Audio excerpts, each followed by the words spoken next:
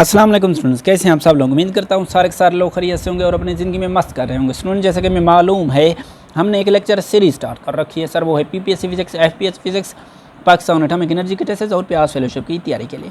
आज जो हम स्टार्ट करेंगे from root mean square velocity से स्टार्ट करेंगे। इससे पहले मेरी एक छोटी सी रिक्वेस्ट है, काइंडली मेरे चैनल को सब्सक्राइब कर दें और इन वीडियोज़ को पूरा देखें क्योंकि इनमें बड़ा की इन्फॉर्मेशन पाई जाती है। Root mean square velocity in the term of temperature. Root mean square velocity को कल भी हमने डिस्कस किया था। अच्छा, root mean square velocity is equal to 3kT divided by small है। यहाँ पर m है मैस ऑफ वन मालिक्यूल के बराबर।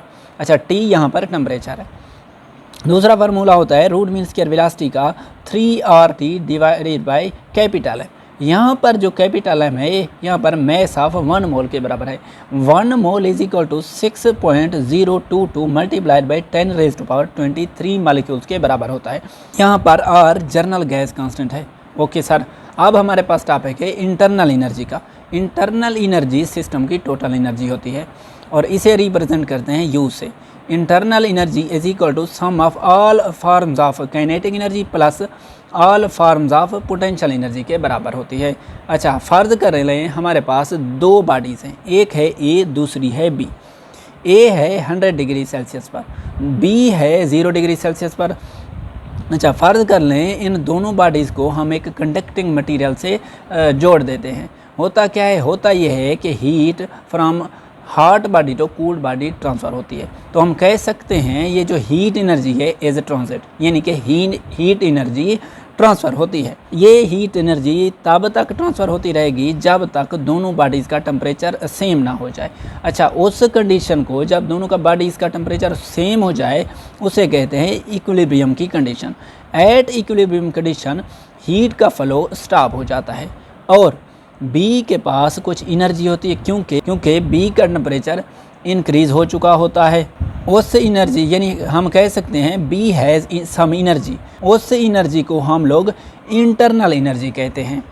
याद रखें, internal energy is possessed bye a body but heat is not possessed bye a body, क्योंकि heat transfer हो सकती है। अब हमारे पास है in ideal gas molecule. Ideal gas में पोटेंशियल एनर्जी 0 के बराबर होती है, कल ही हमने डिस्कस किया था। अच्छा, इंटरनल एनर्जी होती है sum of all forms of kinetic energy plus potential energy. क्योंकि आइडियल गैस में पोटेंशियल एनर्जी 0 है, इसीलिए हम कह सकते हैं सिस्टम की टोटल एनर्जी काइनेटिक एनर्जी के बराबर होती है। अगर काइनेटिक एनर्जी है तो इसका मतलब है मॉलिक्यूल्स के पास ओनली ट्रांसलेटरी मोशन होती है, ट्रांसलेटरी मोशन। अब याद रखें ये जो इंटरनल एनर्जी होती है U directly proportional to temperature होती है। ये इक्वेशन काफ़ी अहम है, यानी कि टेम्परेचर हमें बताएगा कि सिस्टम की इंटरनल एनर्जी क्या है। देखें मैं लिख रहा हूँ temperature is measure of internal energy, यानी कि टेम्परेचर की मदद से हमें इंटरनल एनर्जी का अंदाज़ा होगा। फ़र्ज़ कर लें अगर टेम्परेचर इंक्रीज़ तो इसका मतलब है इंटरनल एनर्जी इंक्रीज़ इस इक्वेशन के मुताबिक, तब change in internal energy positive होती है। अगर टेम्परेचर डिक्रीज़ तो इसका मतलब है इंटरनल एनर्जी डिक्रीज़, तब change in internal energy negative होती है। याद रखें ये जो इंटरनल एनर्जी होती है एज ए स्टेट फंक्शन होती है, यानी कि ये इनिशियल और final state of the system पर डिपेंड करती, ना कि ये पाथ डिपेंडेंट होती है। फर्ज कर लें हमारे पास एक सिस्टम है जिसकी इनिशियल पोजीशन है और फाइनल पोजीशन है इस पॉइंट पर। अच्छा, इनिशियल से फाइनल पोजीशन पर जाते वक्त चाहे ये रास्ता अख्तियार करें, चाहे ये रास्ता अख्तियार करें या फिर सीधा ये वाला रास्ता अख्तियार करें, कोई फ़र्क नहीं पड़ता। जो चीज़ स्टेट फंक्शन होती है वो असल में इनिशियल और फाइनल पोजीशन पर डिपेंड करती है, ना कि path followed by a body. तो मैं लिख सकता हूँ स्टेट फंक्शन का क्या मतलब होता है। इसका मतलब है ये जो इंटरनल एनर्जी है, internal energy depends on initial and final position, but not on path followed by a body, ये इनिशियल और फाइनल स्टेट पर डिपेंड करती हैं। फ़र्ज़ कर लें हमने अपने हाथों की इंटरनल एनर्जी बढ़ानी है, तो इसके लिए हम लोग हाथों को रगड़ कर टेम्परेचर इंक्रीज़ करके इंटरनल एनर्जी बढ़ा लें, या हाथों को भाप के ऊपर रख कर टेम्परेचर बढ़ा कर इंटरनल एनर्जी इंक्रीज़ करें, आपकी मर्ज़ी। क्योंकि इंटरनल एनर्जी जो होती है वो चाहे जैसा भी तरीका इख्तियार कर लें, इंटरनल एनर्जी को इससे कोई गर्ज नहीं। उसको अगर गर्ज है उस ख़ास टेम्परेचर का जिस पर हमने इंटरनल एनर्जी इंक्रीज़ करवानी होती है। इसकी एक और एग्जांपल ये भी है कि फ़र्ज़ कर लें हमारे पास एक बॉडी है जो 0 डिग्री सेल्सियस पर है। अगर इस बॉडी की इंटरनल एनर्जी हमने इंक्रीज़ करवानी है एक ख़ास हद तक, वो हद होगी फ़र्ज़ कर लें 30 डिग्री सेल्सियस की, तो इसके लिए हम लोग चाहे इस बॉडी को भाप पर रख कर 30 डिग्री सेल्सियस तक का टेम्परेचर इंक्रीज़ कर लें, या फिर इस बॉडी को धूप में रख कर टेम्परेचर 30 डिग्री सेल्सियस बढ़ाएं, आपकी मर्ज़ी। क्योंकि इंटरनल एनर्जी को इससे कोई सरोकार नहीं कि आप लोग टेम्परेचर कैसे बढ़ा रहे हैं। उसको अगर गर्ज है तो वो एक चीज़ पर गर्ज है, उस फाइनल स्टेट पर, यानी कि उसकी फ़ाइनल स्टेट जो है वो 30 डिग्री सेल्सियस की है। तो इस फाइनल स्टेट तक पहुंचने के लिए चाहे आप कोई भी रास्ता अख्तियार कर लें, डज़न मैटर। अगर मैटर है तो उसे इनिशियल और फाइनल स्टेट पर है, यानी कि 0 डिग्री सेल्सियस और 30 डिग्री सेल्सियस डिपेंड कर रहा है। आई होप ये एग्जांपल्स आपको समझ आ चुकी होंगी। अच्छा, फॉर द साइक्लिक प्रोसेस की बात हो रही हो, यानी कि एक सिस्टम है चला पोजीशन ए से और होता हुआ दोबारा उसी पोजीशन ए तक आ गया, तो उस सिस्टम के लिए जो चेंज इन इंटरनल एनर्जी होती है वो 0 के बराबर होती है। तो इंटरनल एनर्जी कांस्टेंट होती है, इसीलिए कार्नोट साइकिल की जो इंटरनल एनर्जी होती है वो कांस्टेंट होती है। अब हमारे पास टॉपिक है फर्स्ट लॉ ऑफ थर्मोडायनेमिक्स। इस लॉ के मुताबिक heat added to the system is equal to change in internal energy plus work done by the system. ये क्यू इंटरनल एनर्जी है। अब गौर से देखें, ये है हीट एनर्जी, ये है चेंज इन इंटरनल एनर्जी और ये वर्क एनर्जी है। इसका मतलब है first law of thermodynamic avoid करेगा law of conservation of energy को, law of conservation of energy. अब गौर से देखें, जब हीट सिस्टम में इन हो रही हो, क्या इन हो रही हो, और work done by the system हो, यानी कि वर्क सिस्टम से आउट हो रहा हो, तब ये दोनों चीज़ें पॉजिटिव के तौर पर ली जाती हैं। और जब हीट सिस्टम से निकल रही हो, heat out and work in, यानी कि वर्क सिस्टम पर लगाया जा रहा हो, तब ये दोनों चीज़ें नेगेटिव के तौर पर ली जाती हैं। जब work done by the system होता है तब एक्सपेंशन होती है, सिस्टम एक्सपेंड कर रहा होता है, एक्सपेंशन हो रही होती है। जब वर्क सिस्टम पर लगाया जाता है तब कंप्रेशन होती है, सिस्टम कंप्रेस हो रहा होता है, क्योंकि हम सिस्टम को दबा रहे होते हैं। आइसोथर्मल प्रोसेस ऐसा प्रोसेस होता है जिसमें टेम्परेचर कांस्टेंट होता है।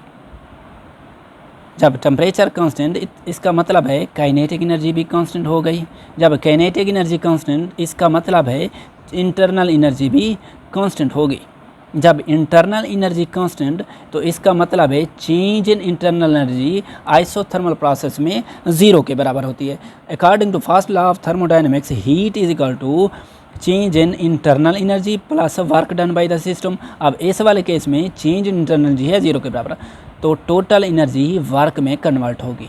जब बात आती है आइसोथर्मल एक्सपेंशन की, हमें पता है प्रेशर का फार्मूला होता है 2n divided by 3v into average of kinetic energy. Average kinetic energy directly proportional होती है टेम्परेचर के। जब टेम्परेचर कांस्टेंट, तो ये एवरेज काइनेटिक एनर्जी भी कांस्टेंट। अब आइसोथर्मल प्रोसेस है, इसलिए एवरेज काइनेटिक एनर्जी हुई कांस्टेंट। अब सिस्टम एक्सपेंड हो रहा है, इसका मतलब है वॉल्यूम इंक्रीज़ कर रहा है। जब वॉल्यूम इंक्रीज तो प्रेशर डिक्रीज़ करेगा, प्रेशर डिक्रीज़ कर जाएगा। सो हम कह सकते हैं आइसोथर्मल एक्सपेंशन में प्रेशर फॉल करता है। अब सिस्टम एक्सपेंड हो रहा है, जब सिस्टम एक्सपेंड होता है तो work done by the system होता है। वर्क क्या लिया जाता है, पॉजिटिव के तौर पर लिया जाता है। अब इस सिस्टम का टेम्परेचर कांस्टेंट रखने के लिए हम लोग करते क्या हैं, इस सारे सिस्टम को हाई टेम्परेचर रिजर्वायर पर रख देते हैं।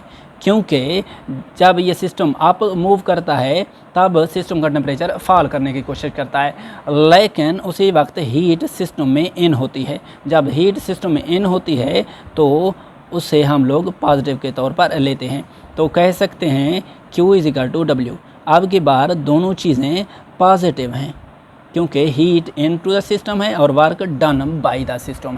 अब हमारे पास है आइसोथर्मल कंप्रेशन। आइसोथर्मल कंप्रेशन में प्रेशर का फार्मूला होता है 2N divided by 3V into average of kinetic energy. अच्छा, आइसोथर्मल प्रोसेस है इसलिए एवरेज काइनेटिक एनर्जी हुई कांस्टेंट। कंप्रेस कर रहे हैं इसका मतलब है वॉल्यूम डिक्रीज हो रहा है। जब वॉल्यूम डिक्रीज तो प्रेशर इंक्रीज हो जाएगा। आइसोथर्मल कंप्रेशन में प्रेशर इंक्रीज होता है। आइसोथर्मल बनाने के लिए यानी कि टेम्परेचर को कांस्टेंट रखने के लिए हम लोग सिस्टम को लो टेम्परेचर रेजरवायर पर रख देते हैं, लो टेम्परेचर रेजरवायर। और सिस्टम को जब कंप्रेस करते हैं इसका मतलब है सिस्टम पर हम लोग वर्क अप्लाई कर रहे हैं। सिस्टम का टेम्परेचर इंक्रीज करने की कोशिश करेगा, लेकिन लो टेम्परेचर रेजरवायर की वजह से हीट सिस्टम से जब बाहर जाएगी तब टेम्परेचर इस सिस्टम का कांस्टेंट रहेगा। इसलिए ये आइसोथर्मल प्रोसेस है। तब change in internal energy zero के बराबर होती है। इस वाले केस में भी चेंज इन इंटरनल एनर्जी जो होती है सिस्टम की वो भी ज़ीरो के बराबर होती है क्योंकि आइसोथर्मल प्रोसेस है। अब कह सकते हैं जो हीट होती है W इजिकल टू वर्क के बराबर, तब दोनों चीज़ें नेगेटिव के तौर पर ली जाती हैं। उसकी वजह यह है कि हीट सिस्टम से अब बाहर निकल रही है और वर्क सिस्टम पर अप्लाई हो रहा है।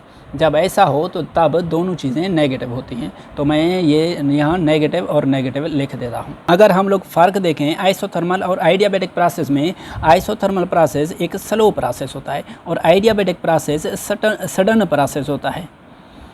आइसोथर्मल प्रोसेस में change in internal energy zero के बराबर होती है। आइडियाबैटिक प्रोसेस में हीट ज़ीरो के बराबर होती है और सारी हीट एनर्जी वर्क एनर्जी में ट्रांसफ़र हो जाती है। इस वाले केस में according to first law of thermodynamics Q is equal to change in internal energy plus work done by the system. अब हीट हुई zero, change in internal energy plus work, तो वर्क बनेगा W is equal to negative of change in internal energy. इसका मतलब ये हुआ कि जो वर्क है वो डन होगा at the cost of internal energy, यानी कि इंटरनल एनर्जी को खर्च करके हमें ये वर्क हासिल होगा। अब हमारे पास है आइडियाबैटिक एक्सपेंशन।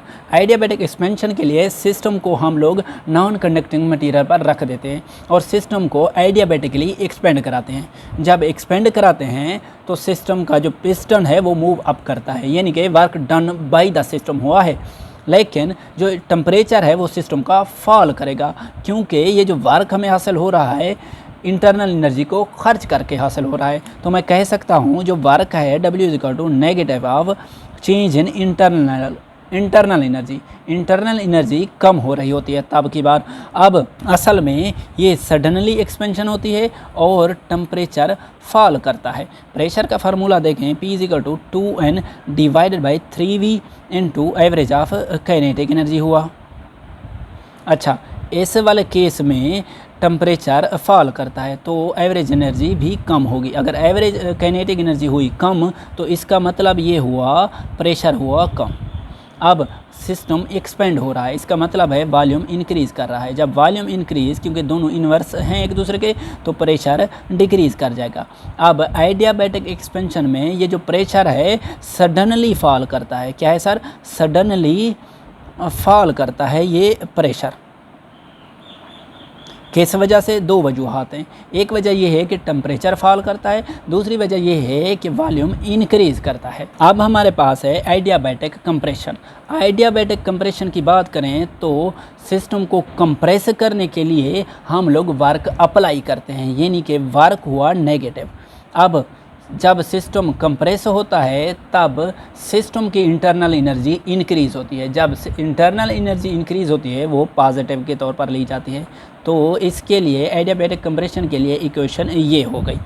क्योंकि ये भी सडन प्रोसेस है इसीलिए सडनली कंप्रेस करना पड़ेगा, और सडनली कंप्रेस जब होता है तब टेम्परेचर क्या करता है? इंक्रीज़ करता है। मैं लिख देता हूँ, सडनली कंप्रेस है ये, तब टेम्परेचर क्या करते हैं? इंक्रीज़ करता है। तो मैं लिखता हूँ प्रेशर की इक्वेशन है 2N divided by 3V into average kinetic energy. अब इस वाले केस में टेम्परेचर इंक्रीज हुआ है, मतलब काइनेटिक एनर्जी इंक्रीज। अगर काइनेटिक एनर्जी इंक्रीज तो इसका मतलब ये है प्रेशर भी इंक्रीज। अब सिस्टम कंप्रेस हुआ है, यानी कि ये जो वॉल्यूम है V ये डिक्रीज़ हुआ है। अगर वॉल्यूम डिक्रीज तो प्रेशर इंक्रीज। इसके इसीलिए हम कह सकते हैं suddenly rise of pressure, suddenly pressure rise हुआ है, इंक्रीज हो जाता है, क्योंकि आइडियाबैटिक प्रोसेस सडन प्रोसेस होता है। ये सारे के सारे जो चीज़ें हैं ये शॉर्टकट फार्मूलाज हैं, यानी कि निमोनिक्स है, टोटके हैं जिन्हें हम कह सकते हैं। फिज़िक्स के ये टोटके हैं, इनको आपने करना है याद, और इन्हीं टोटकों में से MCQs निकलते हैं PPSC के लिए, पाकिस्तान एटॉमिक एनर्जी के टेस्ट के लिए और डिफरेंट एग्जाम के लिए। काइंडली एक काम ज़रूर ये किया करें कि जो मैं पढ़ाता हूँ उनके नोट्स ज़रूर बनाया करें, क्योंकि नोट्स बनाने से आप लोगों को फ़ायदा है। एक और बात वो ये कि आप लोग अपनी नोटबुक में लिख लें, वो ये कि हीट हमेशा एक सिस्टम से दूसरे सिस्टम में जाते वक्त लेती है। अगर वक्त अवेलेबल है, यानी कि हीट को एक सिस्टम से दूसरे सिस्टम में जाने में वक्त लगा, तब टेम्परेचर सेम रहता है, तब सिस्टम स्लो होता है। अगर सिस्टम स्लो है तो इसका मतलब है ये आइसोथर्मल प्रोसेस है, इसीलिए टेम्परेचर सेम रहता है। हाँ, अगर हीट को एक सिस्टम से दूसरे सिस्टम में जाते वक्त दरकार ना हो, यानी कि सडनली हीट ट्रांसफ़र हो जाए, तब टेम्परेचर चेंज होता है। अगर सडन प्रोसेस है तो इसका मतलब ये है ये एडियाबैटिक प्रोसेस है। तो आई होप आपको समझ आ चुकी होगी। तो आज के लिए इतना ही, मिलते हैं नेक्स्ट, तब तक के लिए अल्लाह हाफिज़।